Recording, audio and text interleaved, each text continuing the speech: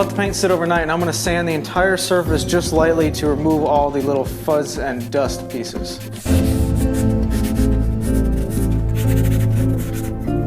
Now that I have a really smooth surface to work with, we can get a little bit more aggressive with the sandpaper. Now obviously, all these outside edges will receive more wear and tear throughout the years than the inside edges. When you move this thing around, you're going to be grabbing down here, so maybe the paint can start to fade right here.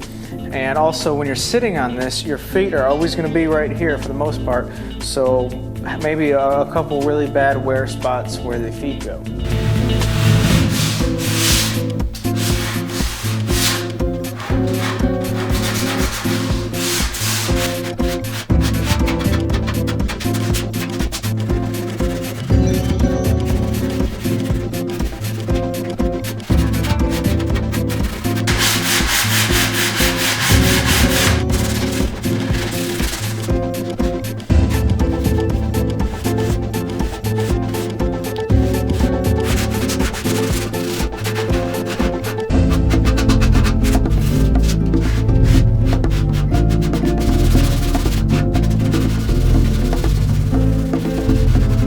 Now that you have the paint the way that you want it, we need to protect these perfect imperfections.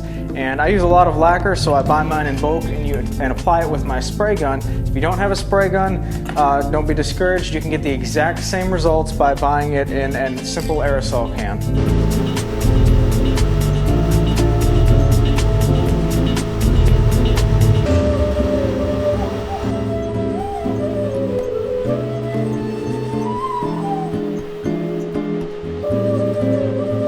I'm very happy with the way that this turned out. It's the first time I've tried this method, but I saw it on Pinterest, so if it's on Pinterest, that means anybody can do it, right? I hope this demonstration shows you how easy this type of appearance is to get.